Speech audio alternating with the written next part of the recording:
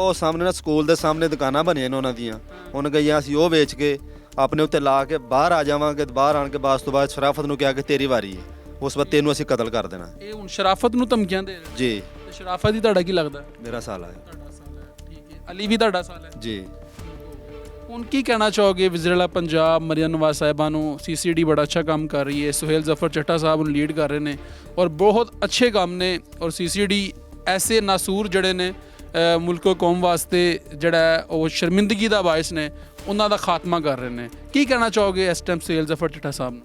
ਮੈਂ ਜੀ ਚੱਟਾ ਸਾਹਿਬ ਨੂੰ ਇਹ ਕਹਿਣਾ ਚਾਹਾਂਗਾ ਕਿ ਵੇਖੋ ਜੀ, ਮੈਂ ਇੱਕ ਮਜ਼ਦੂਰ ਬੰਦਾ ਵਾਂ, ਮੇਰੇ ਬੱਚਿਆਂ ਨੂੰ ਬੜੀਆਂ ਆਸਾਂ ਹੁੰਦੀਆਂ ਨੇ ਆਪਣੇ ਪੁੱਤਰਾਂ ਤੇ